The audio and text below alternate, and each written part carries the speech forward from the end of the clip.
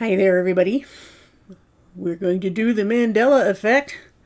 And yes, I am sitting in the capsule of the Red Bull jump, Felix Baumgartner's high jump from a balloon. And he's still standing back there, as you can see, trying to figure out why the world looks to be the size of New Mexico or something like that. And so don't ask me how I got there. I stowed away. That's why I didn't go the right height or blah, blah, blah. But anyway, what we're going, who knows if that will be a subject of Mandela Effect some other year in the future, who knows. But what I want to do is first do some general look at Mandela Effect, and then we'll look at scriptural supposed Mandela effects, because that's our main focus of the channel. So glad to see everybody in chat there. I will try to pay mostly attention to what I'm saying so I keep track of it, but if you hear noise in the background, it's because partly I have a space heater running because it's pretty cold back here right now, but and then the dog wanders in like he's doing now. So let's get started. And first of all, before I look at that page that I got up, we should remember that this is an effect, not a cause. It's always important to pay attention to the terms. They call it an effect. So an effect of what? What causes the effect? But what I do know so far, and this is kind of a pre-conclusion, I guess. None of them, if you don't know what Mandela Effect is, we're going to, talk about it a little bit on the page. But for now, it is we'll just say it's a belief, or whatever you want to call it, that says that your memories are better than recorded history or movies or books or whatever it is. And it's named after Nelson Mandela, and so we'll get into that a little bit more. Thank you, Amanda Young. Very generous. Thank you. Oh, I know what she wants. I'm supposed to do something I said I would do, even though I don't need a lot of mods. She asked in another place, so let's just take care of that so she can be blue. I can't do that for everybody. I guess I suppose I could. Hey, all people, but maybe sometime when I'm not talking all the time I can do that. But anyway, so Mandela Effect is an effect, not a cause. None of it proves that words were changed on printed pages. That's one of the points we're going to, just kind of, like I said, this is like a pre-conclusion. Keep these things in mind. Effect, not a cause. It does not prove that anything was actually changed on a printed page. And let me know if the stream dies, because it gives me those error messages all the time. None of it explains why not one essential doctrine of the faith is affected. And on a secular arena, we could ask why, JFK didn't die and it was LBJ instead, and things like that. None of it faces the fact that a belief in magic, this is what this basically is, because they can't explain it with any scientific validity, is elevated over God's control of his own word. Miracles, in contrast, are rare violations of the laws that God set up for the purpose of showing God's glory. That's what the purpose of miracles is, to show God's glory. This doesn't fit in that description. And little obscure changes on pieces of paper do nothing to glorify God, so they're not God's doing, and his word can't be changed. Therefore, as Christians, we should have a particular issue with any purported ability to change the word of God. And by change, I don't mean translations and copies and that sort of thing, those kind of alleged changes. I mean something that magically can change the printed words on a page 100 years after, or whatever it is. So, getting back to my notes here, like I said, I think, we've defined so far what it can't do, even before we look at the details, but we'll look at those details. And in my opinion, the purpose of this Mandela Effect is to serve as an attack upon objective evidence, to be replaced by subjective memories, which people learned long ago to write down for good reasons. People claiming to be all about truth and fact can't just substitute evidence with perceptions and emotions or correlations or dismissal of other possible causes. So we're not ruling that out either. If there's, you say that I have a good explanation for something, that doesn't mean it's the only explanation. Truthers in general tend to do that on other topics and say, hey, well, just because you can think of some explanation, that doesn't make it true. It just means it's a possibility. And that's the same thing with this Mandela effect. And then people do it anyway. They want to burn all the history books, basically, and say this is all garbage, it's all been changed, let's throw it all away. Well, guess who benefits from that sort of thing? And also ask the question why it is that they don't want to burn certain things in history, they being Mandela Effect believers. Things like the Vedas or the Sumerian tablets, do they want those to change? Do they want all their other alleged ancient documents about about astrology or alchemy or whatever it is, do they want those to change? What would they do if they found changes in their own stuff? So apparently, so far, it seems that they believe that their favored documents are not affected by this magical alteration. So just to make those points, okay, to keep in mind. And now we're going to go over some of these documents, and there's a bunch of them. But first, we're starting with this Mandela Effect website that says this is the original Mandela Effect website. Whether it is or not, I don't know, but it says it's been around since 2009, so 10 years. And again, let me know if I'll try to look at the chat every now and then to make sure that we're not, the stream isn't off or the audio isn't off or anything like that. Hey, good to see everybody. Anyway, so looking at this Mandela Effect website, and I think this site takes a fairly balanced view of it, actually. She says, I'm Fiona Broom. There's an interesting name. Launched the site in 2009 to discuss memories that didn't seem to match documented history. And she will say in this document that she has more of a, I guess you could call a clinical interest in this sort of thing, that people were talking about this long before it became trendy. It says, launched the site a long time ago to see about a phenomenon, just to observe and study a phenomenon of memory mismatches with documented history. It says now Mandela Effect discussions are in the wild, that is to say, it's popular, and the topic has become so mainstream it's featured in X-Files, Reader's Digest, and Good Housekeeping magazine. Currently, this website serves as an archive documenting how those conversations began. So this is not trying to say yes or no about Mandela Effect, whether it's a real thing, but again, an effect, not a cause. We have to remember, it's an effect, not a cause. Nobody's really saying what causes the Mandela Effect. Well, I've heard a few minor speculations, but still, I find them lacking in scientific rigor, you might say. Anyway, they've got, links you can chase down here, and all this is in the description if you want to chase it down. To understand what the Mandela Effect is, YouTube video. But basically, it comes from Nelson Mandela, that everybody thought had died and then in prison in South Africa, and then a few years later, or whatever it was, he died again. And so this is a memory mismatch sort of thing. And before this, and I think it's mentioned in the document here, I was in the message boards when this started out as people thinking there were different timelines, that each person had their own timeline.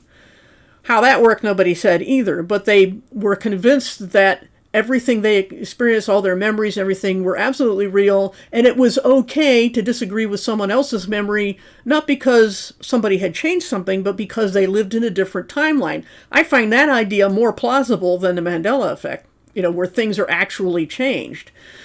So this is a bigger issue than a lot of Mandela Effect discussion tends to go into.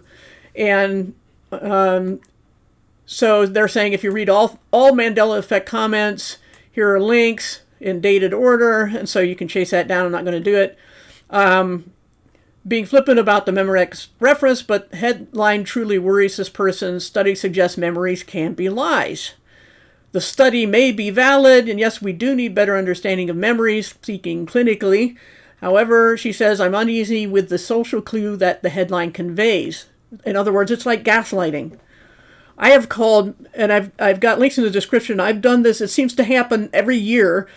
And one of them I had gaslighting in the title because it's kind of a reverse gaslighting. A good comment there about time being a concept, because a lot of people are absolutely adamant that they have time traveled, or they knew someone who did, or they worked in a secret government agency that did time travel. But time is a concept. Time is not a thing you can travel. So whatever they experienced, there's a bigger problem going on than whether or not they actually traveled time, because it's absolutely impossible. And people will say, well, it's impossible for people to rise from the dead, but you believe that. Well, we got witnesses for that. But all we have for time travel is usually just stories and witnesses who are also in on it, which people would say about Jesus rising from the dead, but those witnesses included hostile witnesses. And that's what we're lacking in a lot of this Mandela Effect discussion, is hostile witnesses and reliable ones. So going on here with this more clinical look at the thing, they're uneasy with the fact that teaching people to doubt their memories is also a bad thing. So we have two bad extremes. One where you absolutely override any and all evidence with your memory, and the other, the gaslighting, where you're told your memories are not reliable at all, ever, which is, was part of Orwell's 1984, when the protagonist was kept, at the end, the dreary end, he is convinced that his actual memories were false. The torture had a way of doing that, but... So anyway, she's just making that point about not trusting your memories. Yes, you can to a certain extent, and that's the problem. Thanks, Nathan. Nice comment. I'm sorry, I'm not reading all the nice comments. I just happened to look over to check the stream, and there you were. Psychologically speaking, internalizing that message can be tremendously destabilizing. Yes, I agree, and that was the point of the movie Gaslight, but that's one extreme of two. And she says, I hope people don't take that study as the final word in this field. After all, doctors and scientists have gone back and forth about memories, including young children's memories, for decades. I've seen testimonies of children who claim to have lived a past life. What's that all about? People take that as evidence, as proof, because a child won't lie. But a child can be mistaken. I can tell you that from personal experience, because one of my earliest memories was, as I've told this before, of my siblings and I throwing a cat over a balcony to see if it would land on his feet. We had no malice intent or anything. We were just curious little kids and didn't think about the cat to see if it would land on his feet. And I can see that as vividly as anything. And I know exactly which balcony and where, which siblings were there, because I have 5 of them. Well, I only had 3 at that time, but still, the problem is that I realized years later that I could not have had that as a memory because I wasn't born yet. So what was going on here? And it finally occurred to me that a child has very vivid memory, and when somebody tells you a story, you internalize it, you picture it, you make up your own view of it, and when you're that young, it becomes part of your memory, and you don't know the difference between that and a real event that you experienced because you put yourself in the story. So that can account for a lot of childhood memories. I'm not saying all of them. I remember other things that are true because there are other witnesses that back it up. So that's the difference here. And so memory is not a well understood science. Yes, you can put false memories in people. Psychologists, psychiatrists have been known to do that. They think they're recovering lost memories through trauma, but that have been lost through trauma. But a lot of times it's been found out that they were implanting false memories at the same time. So, and they say a Mandela Effect is a sub-category of memories. So when people are zoned only on Mandela Effect, they're not seeing the whole picture. It's like thinking you know what a jigsaw puzzle's final result will be when you've only seen a fourth of the pieces. Anomalies we don't fully understand yet. So premature concerns, too often I've read comments and emails that ask, am I losing my mind, going crazy? Some people discover an anomalous memory. Then they awfulize. I think that's a neat term. They wonder, okay, what else am I wrong about? So it starts a slippery slope. But again, there are ways to stop that from happening, and part of that is appeal to objective evidence. And you can't do that when the evidence itself changes, which is what the Mandela Effect purports to be the case. How that happens, they can't say. They can only speculate, and then we've got just those stories. So, and she said that's not something anyone can evaluate online, not a mental health expert. Remember that memory study doesn't mean all or any of your memories are dangerously flawed, and she emphasized that word. In fact, thinking it's all in your head may be the worst first step if you have a different memory. The point being to investigate, not just go off on a tangent in either direction. And she has a video I've not even watched yet. I don't know if I'll get to it. Suggestions on what to do with memory issues. And then she says, having ruled out simple confusion, etc., I think it's important not to internalize news stories that could be destabilizing. Part of this problem, and I think part of the reason as far as just observing this phenomenon, is why now? Why is it exploding? Not just because of the internet. The internet's been around a while. And like I said, it started out as people thinking they lived on different timelines. But that we are subconsciously bombarded with all sorts of timeline ideas in all the media. And I don't care where you go. If you don't watch TV or you don't do social media, you're going to talk to people, and they're watching those things, and these things can get in your head. That's what she's saying here. She says, personally, I love the idea that it might be evidence that now and then, like tourists, we're sliding into an alternate reality. She just likes the idea. It's intriguing. And then return to our home reality, whatever that means and how it happens. Maybe it happens just once. Maybe it happens routinely. With dreams as the passageway. A lot of people believe this, especially with psychedelic drugs, that you actually enter a different reality. And that somehow entering this and leaving it doesn't take any time. And again, time is a perception, so just put that in your back pocket. So for her and many others, the Mandela Effect is a fun concept. And I think that's where it should stay. It shouldn't be somebody's religious belief because there's not enough empirical evidence and not enough hostile witnesses that can corroborate any of this stuff. At the other end of the spectrum, if your different memories worry you, please talk with a professional. So if it becomes all encompassing and consuming you and ruining your life, get help. And I don't care whether it's a professional, and sometimes it's better not to be, but sensible people you can just talk to. So, let's go down here a little bit.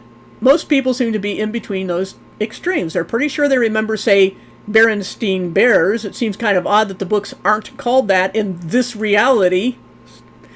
But hey, it's okay. After all, a whole lot of other people share that same Berenstain memory. So that's another thing, is the inconsistencies in memories.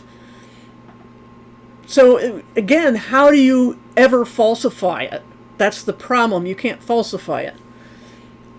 Life goes on. Meanwhile, I say trust your memories, whether their factual content is accurate or not. Your memories came from somewhere, and I think that's an excellent point. And of course, that somewhere may have been mistaken. Another excellent point. Your memories came from somewhere, but somewhere might have been mistaken. That's not as much fun as thinking we're really tourists, time tourists basically, but for many people, mistakes are the Occam's razor answer. Simpler solutions are more likely to be correct than complex ones. You need to decide that for yourself, and that's absolutely true. And then she cites the example of the news headline that was printed prematurely, and the classic very wrong newspaper headline claiming Dewey had won the 1948 U.S. presidential election, but they were just anticipating based on early results, and it turned out they were mistaken. Now, people would say, look, he's holding up a paper, the photo has not been doctored, that was an alternate timeline or a different memory, when in fact it was a simple premature mistake of printing headlines before the news actually was confirmed. It wasn't the first time a newspaper blundered, far from the last. Every news agency wants to be the first with a headline, and sometimes in their haste they get it wrong. Not the only problem. Ridiculous tabloid headlines. Some are easy to dismiss. Obviously, enough people believe them and buy the newspapers. Tabloids wouldn't exist without people wanting certain things to be true, like Elvis sightings. And then they tell other people those stories like they're actual news. She says, my grandmother's elderly sister believed them. She also thought all world wrestling competitions were legit. Didn't spoil her fun. Sites like Channel 23 News can generate some very convincing news reports that regularly flood social media. They lie all the time, and we know that. Like that one, some report, I forget what it was about, where two people are supposedly at different remote offices, and then you see in the background a certain van or car go past the window, and then a few seconds later it goes past the other person's window. So they're obviously like on the corner of a building. You know, they weren't at the locations they said. And then, of course, there's the Gulf War, first Gulf War, reporting from, you know, on location, and they were in a studio. So that's where a lot of this stuff comes from, but people will spread the stuff around like it's true because they believe it's true and that's their memory, but that can be changed because it was made up in the first place. So she feels sorry for very angry and upset people who take them seriously and don't fact check. She cites Snopes, which I find laughable. No, Dr. Law, I'm on the capsule of Felix Baumgartner's balloon jump, the Red Bull balloon jump, emphasis on bull. Anyway, angry and upset people take them seriously, don't fact check, and they cite Snopes. Snopes is a bunch of lies, too. They're a couple, a very hard left-leaning couple that needs to be fact checked themselves. The Onion often has, even though it's openly stating, no, we're just making stuff up, they make some pretty good points. So take that for what it's worth. At the other extreme, some obituaries have been released prematurely. You'll find lists on Wiki and all sorts of people that have been listed prematurely as dead. Like, you know, the people will take that and say, well, Elvis isn't really dead. Or they'll say, you know, certain celebrities that died are really on an island somewhere. We don't know that. It's possible. I can't rule it out, but you can't prove it either. Sinister influences. Sometimes she says, I'm accused of all kinds of things. Conspiracy theorist. She doesn't want to be a conspiracy theorist. But she says Mandela Effect has never been about conspiracies, which is interesting. Earliest Mandela Effect conversations were mostly among science fiction geeks. Many of us had science or philosophy backgrounds and added those cues to our discussions. Our speculations were more what-if than anything set in stone. We were authentic but always serious. Also pretty sure most of us were and still are fascinated by weird things. And she goes into, you know, Ripley's Believe It or Not and some of these other things. UFOlogy is another thing. Did we accept everything face value? Of course not. It was more of an open-minded, wow, look at this series of discussions with a little speculative science in the mix. Sadly, just a few years later, other Mandela Effect interpretations flooded the internet. People made ridiculous claims and sometimes maybe deliberately misinterpreted what was said at this website. So she knows she's being misquoted by people who are into the Mandela Effect. Not saying they all do that, but it's a thing to consider when deciding whether or not Mandela Effect is a real thing. And again, it's an effect, not a cause. Even now, this topic portrayed like something from a TV trope. The truth may disappoint you. So, in her opinion, the Mandela Effect has nothing to do with conspiracies. And take that for whatever you want that to mean. But many people have memories that don't match what others recall. Everybody has some of that. If you're certain of your memory, can't find any other explanation, that's key. Can't find any other explanation. I think a lot of people don't look. It could be some, you know, whatever this Mandela Effect is, but again, you don't know the cause. If that's a fun answer for you, or one that gives you peace of mind, that's great. Many people would agree with you, but if it keeps you awake at night worrying, you should probably talk with a professional. And again, I say not necessarily a professional, but someone wise-headed that you could bump that off of. In general, don't use news headlines or social media to self-diagnose your mental health. Excellent advice in any regard.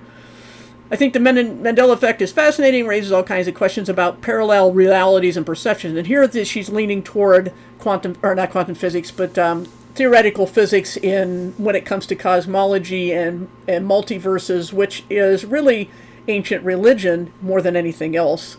And it's normal for no two people to likely to recall the exact same events in identical ways. That's just how people are. We have different angles of perceptions, and we internalize things differently.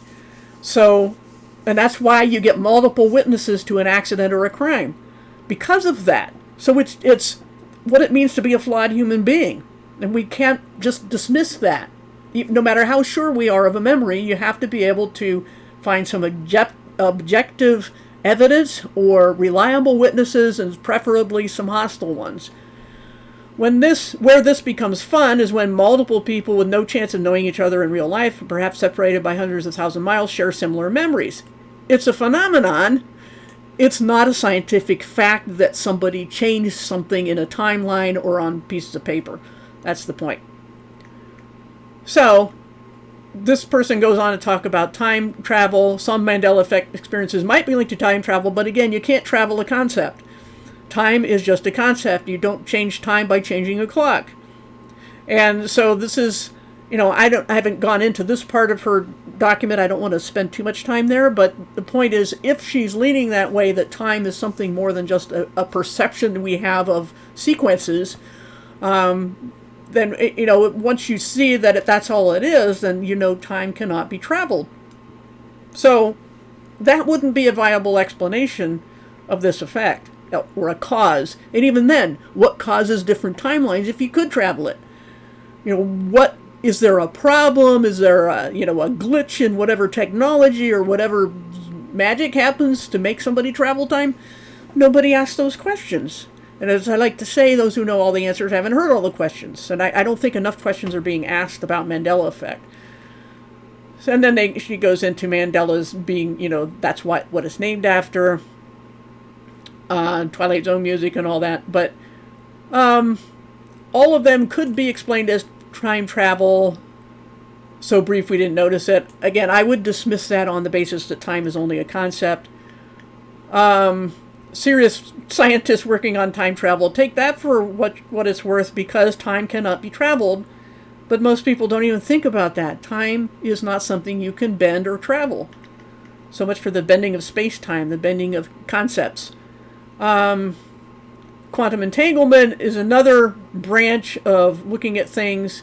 How does that work? Einstein, who hated the notion, called this spooky action at a distance and defined it as two particles behaving as one, no matter how far apart they are. I'm not going to go deep into that. I do have some quantum eraser videos of my own, and there's a quantum eraser channel you can check out if you don't know who that is. But whether that would explain Mandela Effect or not, I'm highly skeptical, but the burden of proof lies with them to prove the cause of the effect. So, and she says, I haven't a clue what's causing the effect. Time travel is as good a guess as any. Well, I guess if they're all, just thought experiments about bending concepts, I guess they would be all on the same par. But the thing is that she's recommending the exercise of caution, which I think is good advice anyway. So, after this, now we're going to look at some biblical things, and of course, because I'm using a different browser, when I click on those things in my notes, they come up on the wrong browser, so I'll have to copy and paste manually. But we're going to look at some Bible things, and we're looking at the King James not because it's best, and it's not being targeted because it's the King James. The King James onlyists will say that, but it's not true either. They can't prove any of that, and they don't even try, because evidence is not in the equation. But the point is that this is the one people remember best, and that's why it's a Mandela Effect target. Let me look at the chat and see if I can catch up. Lots of people here, I'm glad to see. 19 currently, that's pretty good. Let's see. I'm not going to be able to look at all of it, but greetings to everybody. And let's see. And I'm trying to find question 2. Bible Mandela Effects interested in considering planets and matrix. We're going to go over that. I don't know if I had planets queued up here. Let me see my notes. I don't think so, but it is in the King James, but the word, I think I have it in here somewhere, I just don't see it right now. But the word, if I don't get to it, is based from the King James got it from the Greek word planetes, which means wanderer. So a planet was a wandering star. It was planetes and aster, whatever the word endings were there. But it took two words to say wandering star. Planet just means wanderer.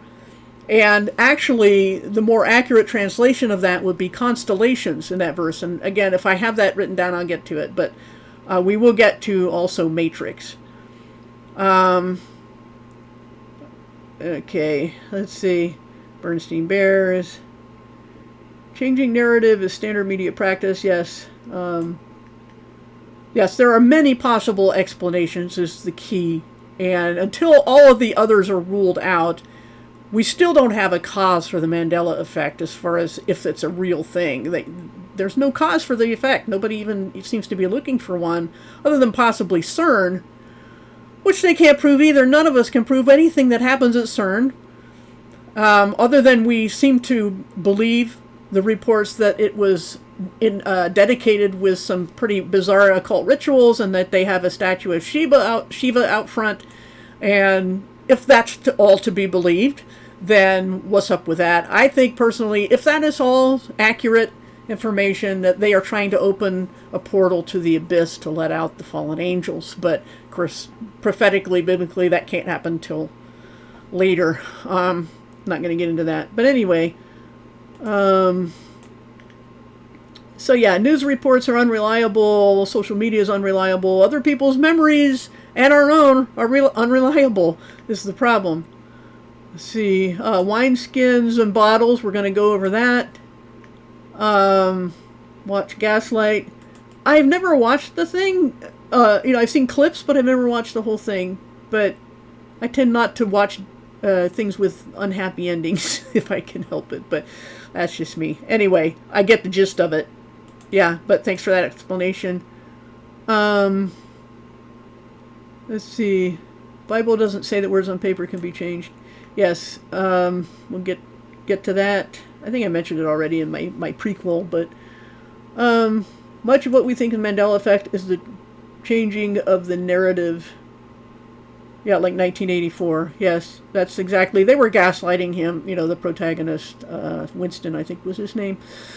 But they openly did it. I mean, everybody knew they were changing the records of the past all the time. We're just not as aware of it. They've learned to be sneakier about it, although they're quite sloppy, and they're as human and flawed as we are, so their cover-up isn't perfect, and that's why we know about it.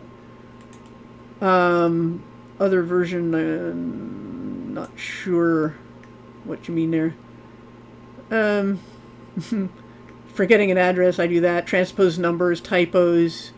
There's a phenomenon called malapropisms, not really a phenomenon, but just the name of, there was a lady named Mrs. Malaprop who would mangle the English language a lot. So there's all sorts of things that are, our minds are kind of a double-edged sword in that regard.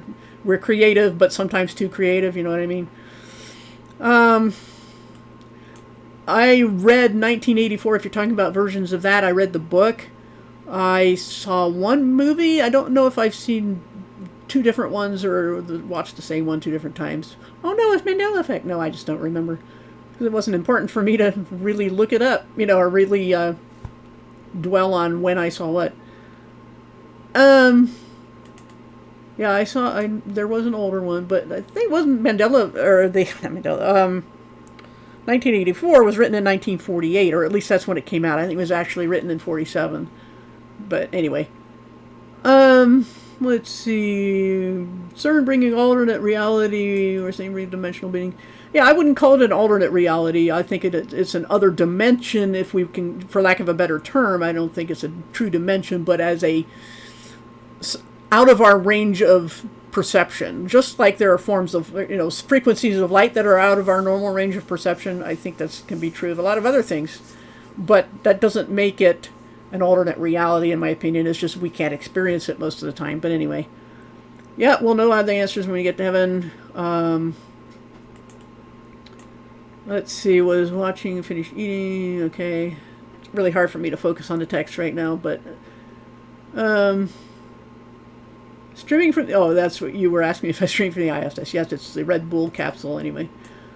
Same with Roman gods, people think are just stories, but they were absolutely real, handed down as history. That is very plausible. I mean, I think that's probably where they came from, that these concepts of many gods came from the fallen angels. People think history has been handed down as true is also, yeah, one extreme or the other. Again, you can't throw it all out, and you can't blindly accept it. It needs to be falsified, which is why the Mandela Effect is nothing more than a curiosity to me, because it says the evidence itself can be changed, so how can you ever falsify it? You can't ever falsify something when the evidence you would use to check it is changing. So, oh, nice generous super chat. I'll get down to where let's see if I can find out who that is. Dave Rakia, thank you. Did LSU beat Alabama, or is that a Mandela Effect? Yes, they did. We all saw it happen. LSU beat Alabama, and OSU is number 1. There you go. They may have dropped by now, I don't know, but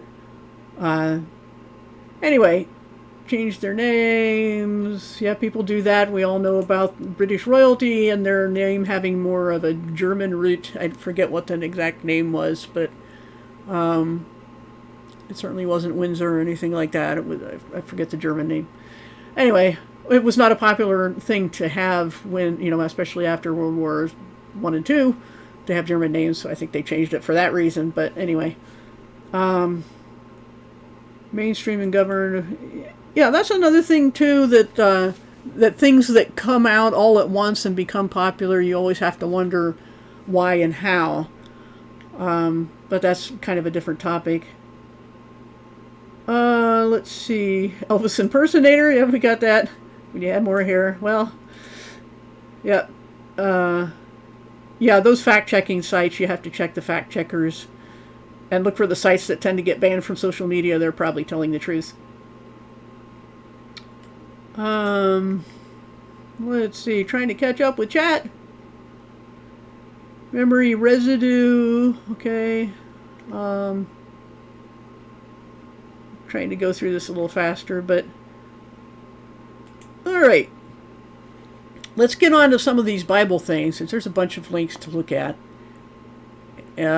Matrix in the King James Bible. This is a King James Bible online, so I'm not going to tell you stories, but we're going to see some sites that are King James only that absolutely believe that their Bible has been changed, which raises an interesting dilemma, because if they believe that's God's one true word that everybody else, has to bow to, and they believe it's been changed, they have a serious problem with their King James onlyism. But anyway, 5 instances of the word matrix. 5 instances. Okay, so did all 5 change, or do people always go to the same verse when they say that this used to be womb and it was changed to matrix? But we got 5 different things. We've got Exodus and Numbers are the 2 books, but there are several references in each. But let's look at some more. I did it again and double-clicked on my link to go there when I have to copy and paste. Hold on a second. Okay. King James Dictionary definition matrix. The womb, the cavity in which the fetus of they say animal, but people, formed and nourished till at birth. A mold, the cavity in which anything is formed, which gives it shape as the matrix of a type. The place where anything is formed or produced as the matrix of metals. I don't know what they mean by gang here, some sort of abbreviation or something. In dyeing, the 5 simple colors is called a matrix. Now, this is from Webster's American Dictionary of the English Language, 1828. So 200 years after the King James was done, but this King James only site says this is what it was. But the point is that matrix is not a new word, and people don't know that because they burned all their history books. They've written it all off as lies, but then they believe in Mandela Effect, which is very puzzling, if not self-contradictory. But the point is that matrix is not a new word. And it always meant womb. Why do you think the guys who made the movie The Matrix called it The Matrix? It's the womb, the framework, the thing that holds all life together in their simulation, or whatever you want to call it. That's why they called it the matrix, because matrix means womb, or like a scaffolding for anything to be built. That's a matrix. So, it's not a new word, and it should be no surprise that it's in the King James Bible. It has not been changed, is the point. So, let's look at another one. where we have a lexicons of early modern English, which is what King James was written in. You can go search this stuff yourself just to make that point, that you can search on any word. And it is a table alphabetical 1604. So this predates the King James Bible. So if you find a word like matrix in there, or a word like bottle in there, you have to say that the dictionary before the King James was also changed. And then you have change, inception. You have an eternal regression fallacy.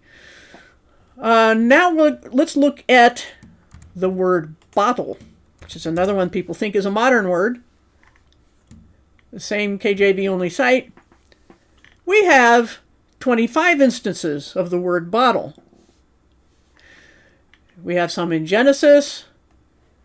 We have some in Joshua, Judges, 1 Samuel, Job, Psalms, Jeremiah, Hosea, Habakkuk, Matthew, Mark, Luke. So if the word bottles is a Mandela Effect change, did anybody bother to check all of them? Or did they just think it changed in one spot to make it more mysterious? Or are they just lazy and don't do their research? Good to see you, Crystal. Just to make that point, now we're going to look at another word. We looked at matrix, we looked at bottle. Now we're going to look at suburbs. You all thought that was like a modern slang. Suburbs in the King James Bible. 69 instances of the word suburbs in the King James Bible. 69. Suburbs of cities. That's it didn't always, we're going to see what the etymology of that is in a second, but just to make the point that there are 69 references to suburbs in the King James Bible, page 1 of 3. So we haven't, we can go to page 3 here, and we're still in the Old Testament. It's all in the Old Testament. Suburbs is more of a Hebrew thing, whatever word they were translating from Hebrew. But you would find different words there in modern translations because it's more accurate to what the original Hebrew meant than what this word connotation is today. And then you get into etymology. So we need to look at that very briefly. The word suburb. Early 14th century. That's what that 14C means. Early 14th century. So the 1500s, 1300s, what did I say? When that word originated, when it was first seen. 14th century. Area outside a town or city. Exactly what it means today. So it wasn't changed. By what objective measurement does anybody say that it used to say something else because suburbs was apparently a new word? They just didn't check back far enough. 14th century. Early 14th century. Whether agricultural or residential, but most frequently residential, from the Old French suburb of a town, from Latin suburbium, an outlying part of a city, especially Rome, from sub, meaning below, and urbs, which means city. So, gloss in Old English as Underberg or Unterberg, because English came very much as a Germanic type language, an Indo-European family. And so there's going to be a lot of similarities, but just beyond the reach of municipal jurisdiction, suburbs had a bad reputation in the 17th century England, especially those of London. So why the King James was using that is very curious, because it certainly didn't mean the bad part of town always in every one of those 69 instances.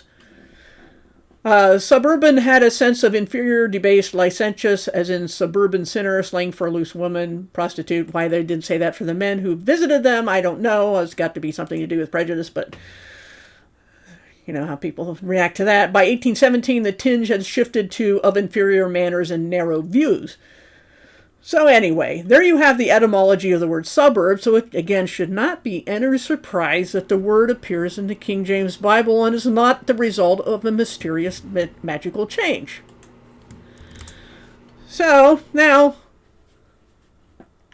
let's go to a close.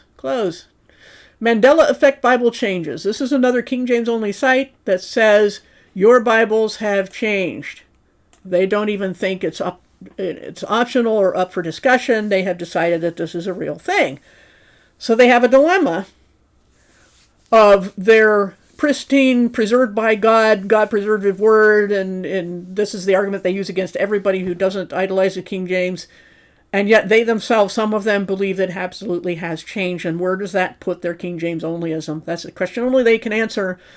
But the point is that there are King James onlyists who believe in the Mandela Effect, and that 40 bizarre new words have crept into the King James.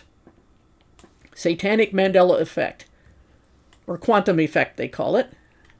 And why this website can't, when I blow up the text, it can't display properly. I hope it's not being cut off on the broadcast. It looks pretty good. So, all right. Due to the Mandela Effect or whatever, ludicrous words out of place and out of time in our Bibles mostly affect the King James Version. You know, they'll tell you one reason why, but there are others. Many of these words bring new meaning as well as corrupt the intended message. And this is what people, King James onlyists, call all modern Bibles, that they are corrupted. So, thank you, Colin Dresser, very generous, thank you. But they themselves believe their own Bible is corrupted. So again, where does that put their King James only argument? As it happens, these words in most cases mean similar things, such as the original words they supplanted, but are different enough to render new contexts and messages. This is a slam that King James onlyists today use against all other versions. They say, oh, it teaches this or it teaches that and it changes this and that. When, again, I don't think they're being honest or fair or diligent in making those claims. Whatever the case may be. But they take issue with the word images and put them in the camel's furniture. They think these are new words. They're not. Words have changed meaning. Like, for example, the word let in early modern English meant prevent, which is exactly the opposite. You know, we say let means allow. And there are other such words that have reversed meaning. But just because the King James Bible used the word furniture as if the camel's carrying furniture. No, it's just the stuff you put, you know, the saddle and or whatever, you know, the cloth and the devices for whatever they call to put on a camel. I don't know. Never rode a camel. I'm not into that. But images, idols, you must not have, you know, in the Ten Commandments, no graven images. Why do they think images is a new word? It's not. They said the original words were idols and saddle, but I don't see them producing evidence that the original, what do they mean? Original King James words? I don't know. They don't say. Maybe they do elsewhere in their website. I don't know. But it says, obviously this change takes away the concept that Laban possessed idols and Rachel was tiny. No, it doesn't. I mean, if you're reading this now and you understand you're reading early modern English, you're going to get the idea. Taking the images, what images? The ones they've been talking about. She grabbed her father's idols and put them in here. And then later they find out, you know, because some people have this conniption about Bible characters having idols, but they're not paying attention to context. And the camel's furniture simply, you know, anybody who didn't know what that meant would go, oh, that means the stuff you put on the camel so it can carry things. It doesn't change the meaning at all. And idol worship and the possession of idol prohibited by God, yeah, but they're making an anachronistic fallacy because they're not paying attention to who Laban was. He wasn't this bastion of, you know, biblical purity. He was a conniving guy. You know, he cheated Jacob out of his, you know, the business deal they had and out of his rightful first wife. So why do they want to whitewash Laban? I don't know. But it's not doing the thing these people are accusing it of doing.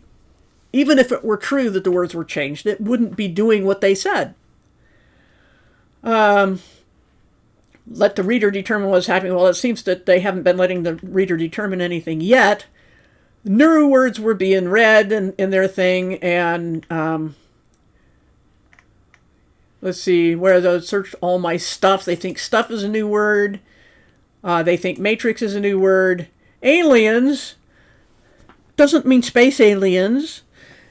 Illegal aliens? Oh, you can't say that. I'll probably get shut down tomorrow. But aliens means foreigners.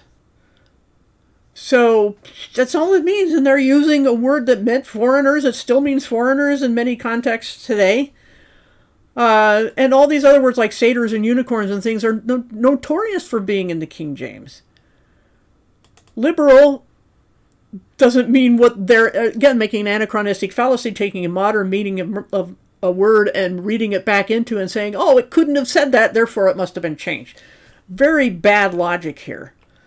And the word Easter is it's notorious going back decades, at least in the message boards, where people would say, oh, see, the Bible has the word Easter in it. They never distinguish between the King James translation, other translations, or the original languages. They would just say the Bible has Easter, therefore it's made up. The Jesuits wrote it, who didn't exist till 1540.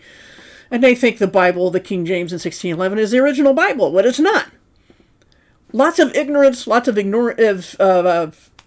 just so stories, and people just aren't paying attention. But it's the King James that had the word Easter. It's not our fault it had that in there. The Pascha, or however you pronounce it, is in the Greek, the Greek equivalent. And I think the Greek word is a transliteration, if I'm not mistaken. But yeah, Easter does have origin in pagan religion. Ask your precious King James why he insisted on that. Actually, his right-hand man, what was his name? Richard Bancroft, who did the king's bidding and oversaw the translation and even made last-minute changes after the translators were done. So, all this stuff, this website is quite ignorant, but I'm just making the point that King James onlyists believe their Bible has changed, and that just doesn't add up on its face. So, because apparently these King James onlyists, not all of them, but these people on this website don't realize how many times even the King James was revised by people, not by Mandela Effect, over the centuries. From 1611, there was some in the 1700s, some in the 1800s. I think most people are familiar and memorized one of the 1800s revisions of the King James. So, which one did they memorize? And do they even know it's not the original 1611, which a lot of people couldn't even read? So, just to make that point, and now let's go on to a couple more. And this one, if it will come up, seems to be a little slow. We have the Hebrew interlinear that I've used many times, and we're looking at 2 Kings chapter 23, verse 5. If I can see the numbers here. That's just where the planets were. I knew I had it in here somewhere. Mazzalah, apparently from the Hebrew 5140, in the sense of reigning. That's an ancient meaning of it, but constellation is what it means with things in the sky. It was a constellation. Not necessarily a zodiacal sign, but because of the word reigning, they're trying to show the connection that this had to do with when people saw certain things in the sky, it would affect how they planted their crops and so forth. But Mazzalah meant constellation, and the King James rendered it as planet. It doesn't mean somebody went back in time to change it, or somebody had a magical ability to change the words on printed pages. It just means people are ignorant of all the revisions and translations, and that planets to the people that translated the King James Bible didn't mean what it means today, just like let versus prevent and so forth. So there's the Hebrew interlinear. We got all this stuff linked in the description, so anybody can chase it down and check for themselves. And here, I just wanted to show you something called an English hexapla. That's hexapla. There was one in ancient times, early centuries, that was unfortunately mostly lost in the fire of the Library of Alexandria. And a hexapla simply is 6 different versions of something side by side, parallel translations basically. And the original, the older hexapla had older Hebrew, and then a transliteration, a syllable by syllable rendering into something like Greek or Syriac, and then would go to an actual translation. They had 6 things side by side, right? It was phenomenal work for its time.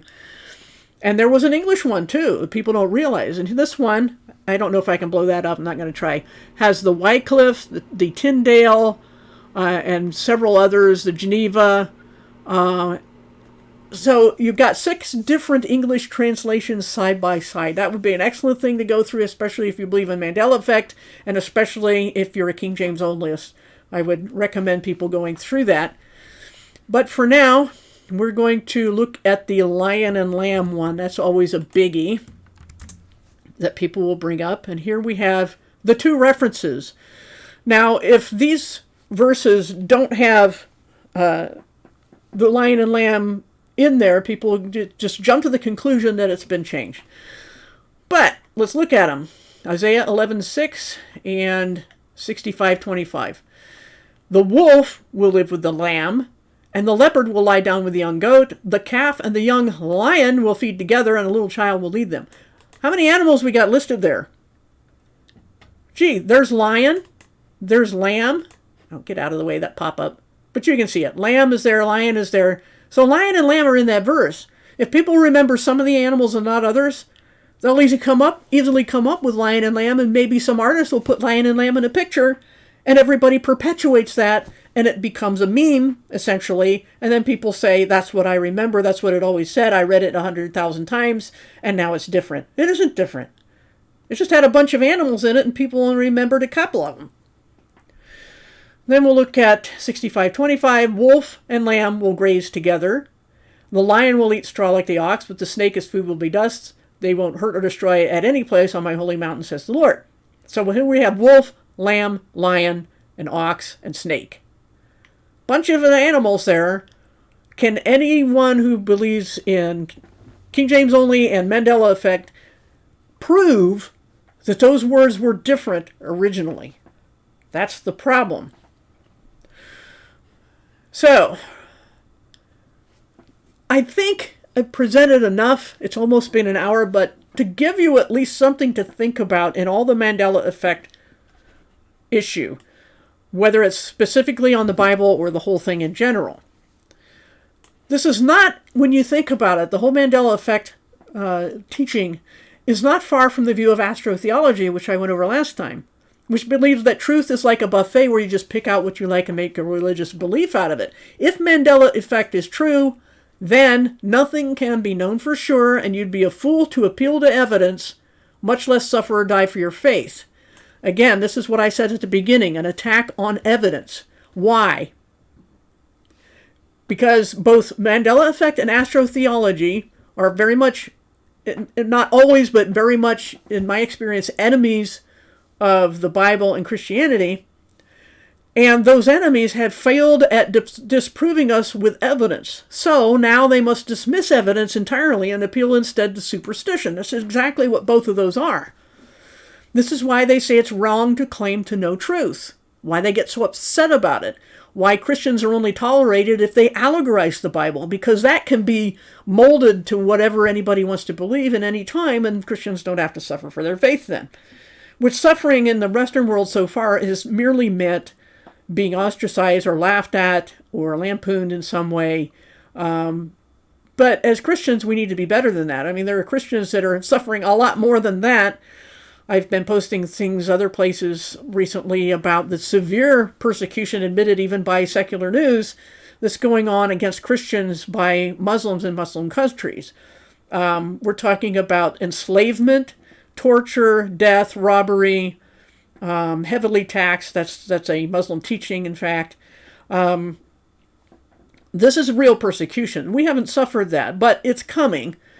And when we don't stop it, we don't object, we don't stand up and show some backbone when it doesn't cost us a lot, when it's just words, we're going to be ashamed at the judgment. But the point is that these other ideas cannot disprove our faith with evidence. We have evidence in our favor, and I've said many times before that, and I've been doing in the other series on Quantum Eraser channel, is that the Christian faith is absolutely unique because of evidence, because it appeals to evidence, because it appeals to reason, because it looks for hostile witnesses, and it gives you information that you can use to check out our claims.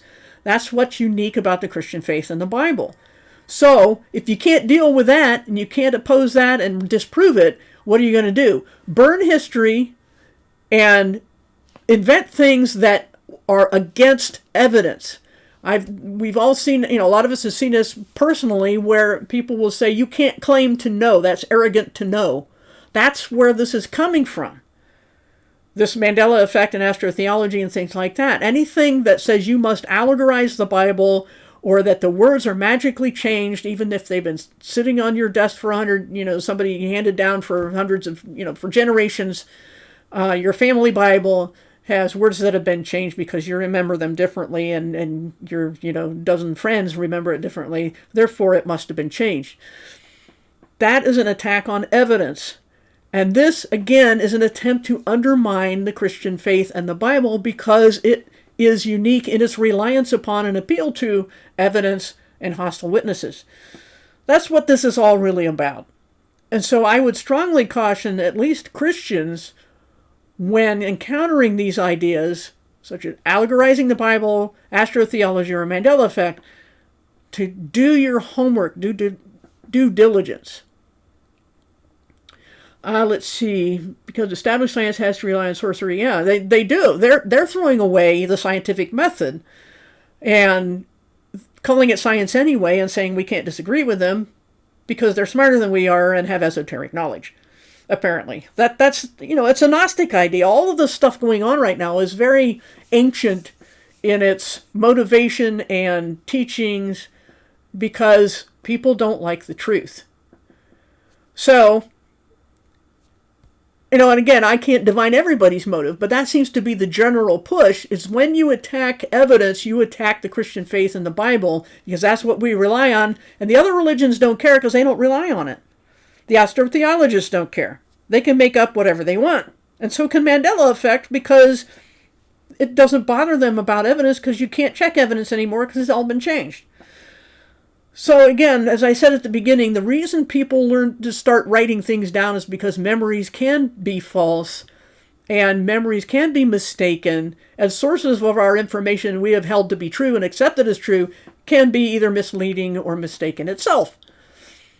So, again, are we going to elevate either science, so-called, or magic, or astrology, or anything else over the Word of God? As Christians, that's a serious, serious issue. So, but I've seen a lot of Christians into this stuff. So, that's my presentation. If I've missed anything in the chat, try to remind me. Let's see, I think I missed a super chat from Cleary. Thank you. And we're all assuming ace is a good thing. I think it's the way most people use it. Let's see, don't want to read about parachute pants or breakdancing was cool. I liked that, but that's just me. Hope you're well. Yeah, I've had some rough stuff going on lately, but and weird things and medical surprises, but we'll get there. Put on a video on your channel today, study of Daniel 7. Okay, I'll have to watch that sometime. Maybe post in the comments under, I'm more likely to remember that. Has anyone asked Nelson Mandela what he thinks about all this? Let's see. Didn't do their research. Yes, exactly. Thank you, Colin Dresser, the 49. If I shouted you out, I'm just, was forgetting, because memory, That's why those things are in being recorded. That's why we record videos. Let's see. Actually, this isn't the Hubble behind me. This is Felix Baumgartner's Red Bull high jump from a helium balloon. Let's see. Check out the sun in the background. Yep, ceiling lights. Let's see. Yes, I've been in the capsule I stowed away, but anyway, if you believe that. Let's see. Actually, a Mandela argument, the word alien. Yeah. I mean, we saw it on that website I was looking at earlier. Not that everyone agrees on everything, and that doesn't even matter that whether they disagree. It's just everything's up for grabs. Facts are malleable to them. That's the problem. That's why I hammer so hard on evidence and hostile witnesses. Yeah, wanderer. That's what the planeo or planetes has to do with wandering. Yeah, it depends on the context and the writer and all sorts of things. The semantic range of words, you can get all sorts of, it's colorful language. We say different things in different words. That's what a paraphrase is, by the way. Anything time you rephrase something in the same language, it's a paraphrase. If you do a translation from one language to another, anytime it's two different languages, it's a translation no matter how bad it is. It's a translation, not a paraphrase. So a modern Bible in modern English is not a paraphrase, and there's no big deal about dynamic equivalence or any of that nonsense. Even the King James used dynamic equivalence at times, so those are all misleading things. They're a waste of a time. They're just different goals of different translators, and they're all faithful, and people just disagree. That's just how it is. What do I think of the Eth cipher? You'll have to explain on that one. I know I've heard of some other ciphers, but I don't know if that was it. Let's see. Mandela Effect, there you go. My view on the rapture, kind of off topic, that's okay, but I've got a whole prophecy playlist. I am a pre-tribber and a dispensationalist, and that might cost me 100 subs, but just for saying that, but I am a pre-tribber, just to say that. Let's see, because established science has to rely on source 3. Yep, I read that one. Stayed out of the church for years until I went back to the Bible. Yeah, and church, it's just not something you can go to. It's something you are. But meeting together, it doesn't have to be as tradition has had it, in a certain building, a certain time, with a place in it called a sanctuary, with sacred furniture and all the whole 9 yards. It's just Christians meeting together because they're Christians to build each other up. That's what the purpose of spiritual gifts are. So if we're, even people who go to church can go there and all their lives and never build each other up, which is the biblical purpose of meeting, and to listen to the teachings of the apostles, which is, basically the New Testament letters, but of course we read the whole thing. But teachings for our practice as Christians are from the apostles. It's Acts 2 saying that that's what the early Christians did. But that's another subject I'll get to eventually on dispensationalism and all that. But the whole Red Bull jump. Lots you could say about that. And it's funny, I don't know if I can chat there on the pop-out chat that I'm displaying on screen says that I have to sign in to chat.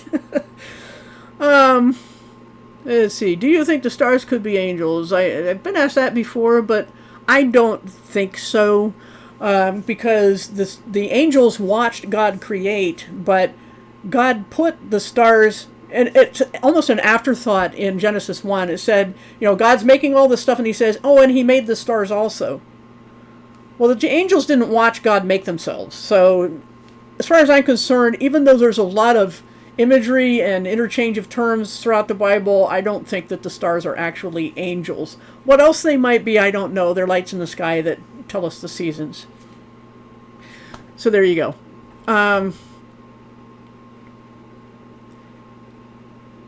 Yeah, we already looked at, we got this up on the screen. But again, the point is on the lion and lamb is they're both in that verse.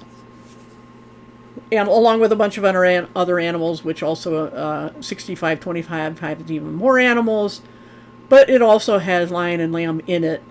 So when people read half the verse or just the first line of the verse, they're being lazy. Can angels appear as stars?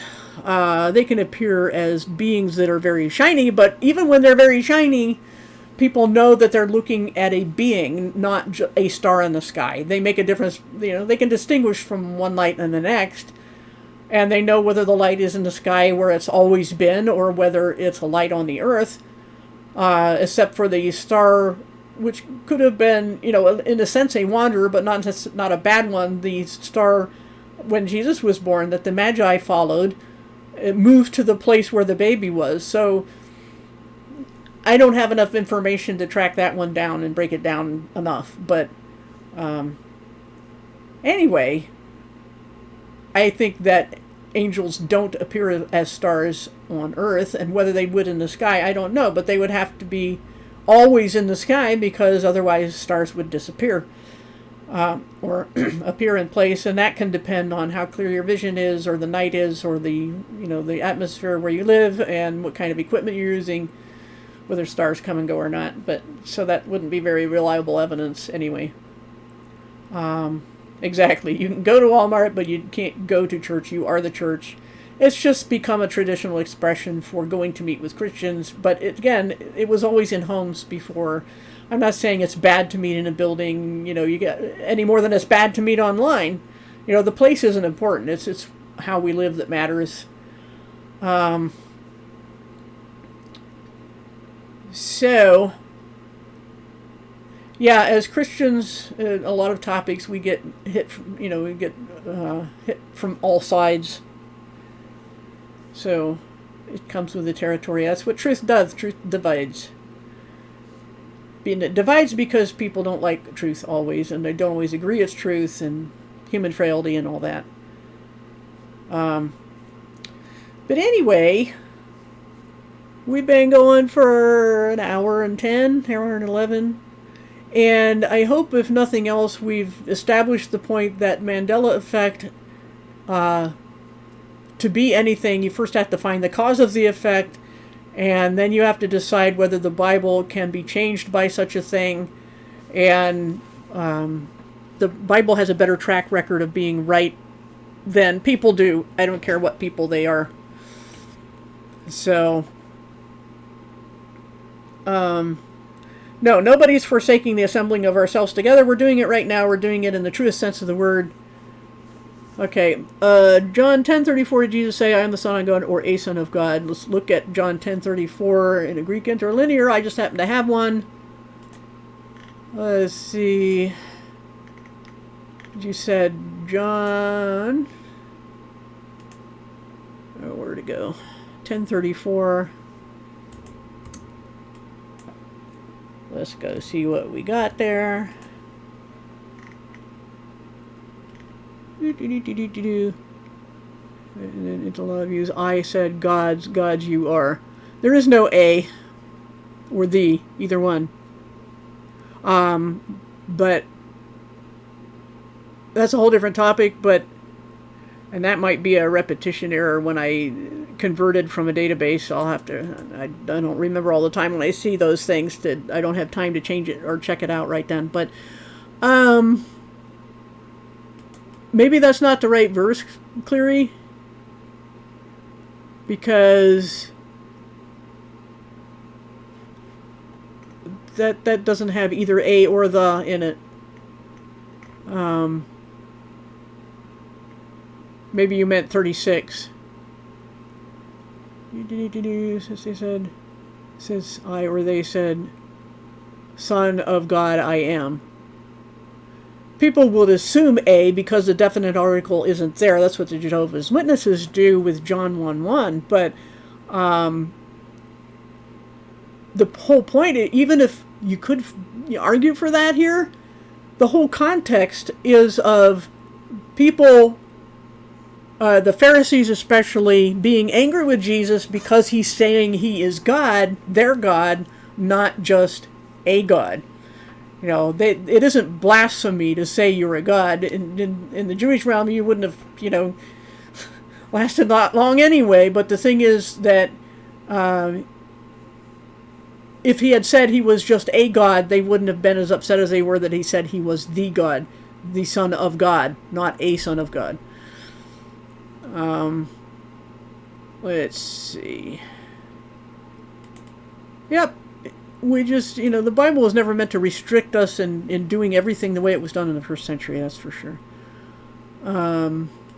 Exactly. I mean, I go to the church I go to because we interact with the people, and the people are always giving to the poor and buying them food and having drives to buy people shoes or school supplies. That's why I go there. And I think that there's always room for improvement in any gathering like that, but anyway, Heiser goes into lots of detail on that verse.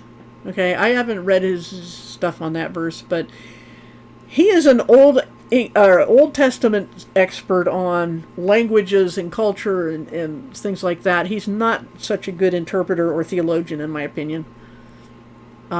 Yes, church shouldn't be a duty.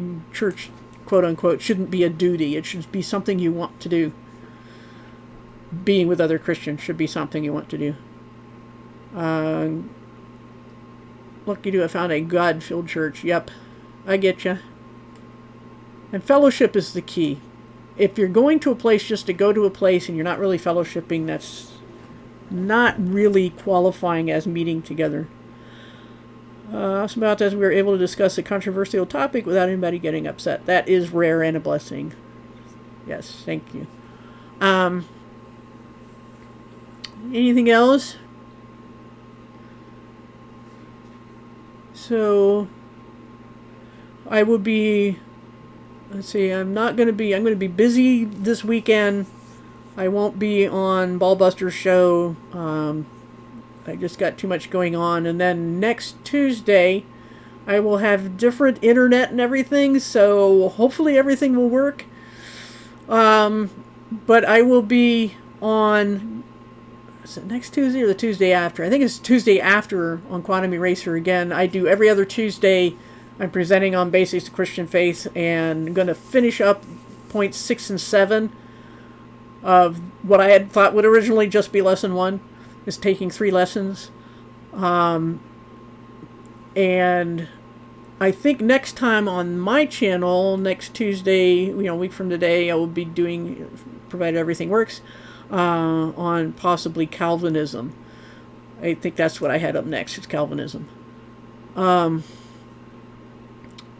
As for the Mandela Effect, hopefully, hey, you've seen the rest of the video. I've been going on about this for over an hour.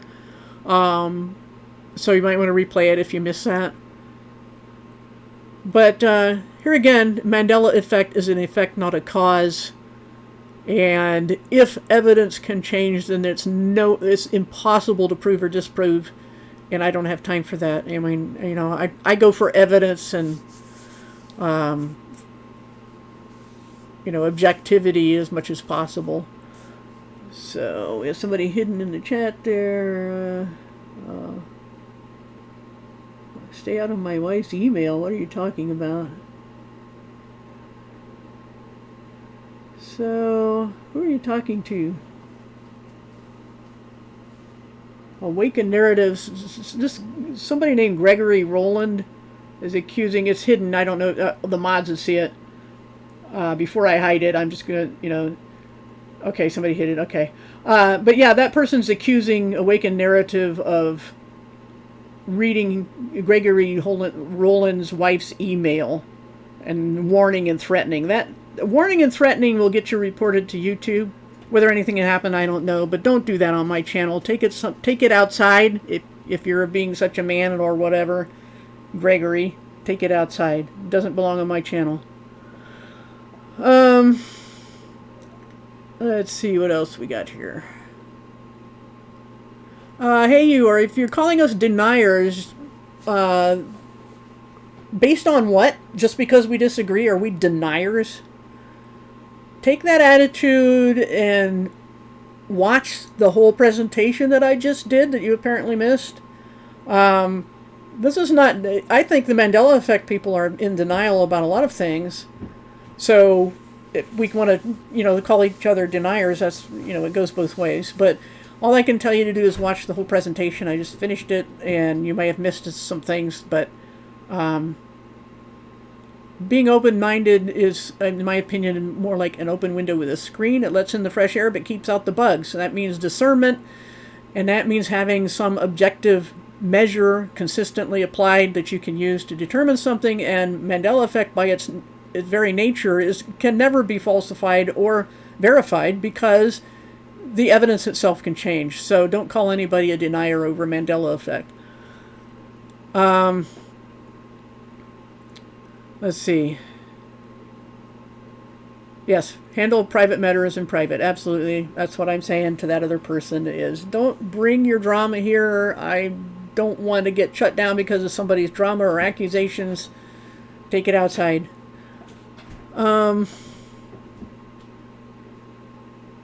Okay, your Steam is delayed. Hopefully your stream. Yeah. Most belief systems are workspace. Yes, exactly. That's why I've been doing that series. I'm also uploading after I do them on Quantum Eraser's live stream. I upload them to my channel the next day usually. And I think it's in the playlist I'm starting called The Christian Faith or something like that. But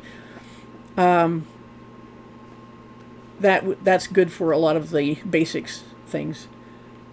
So that's all I got. And remember, it's an effect, not a cause. It can prove or disprove nothing, the Mandela Effect.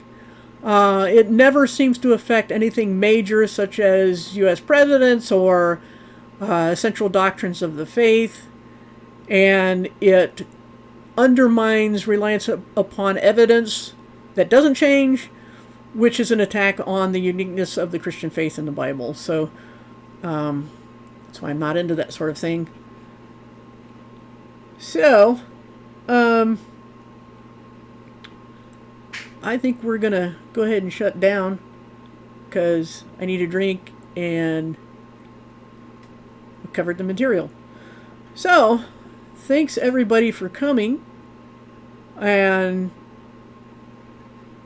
we will see you all, let's see, is this Tuesday? I won't probably be doing any live streams again until next Tuesday, and hopefully the internet will work. Everybody can pray for that the transition to the different internet will go smoothly, and a lot of other things that are going on go smoothly, and everybody's healthy, and we can get back to live streaming next Tuesday.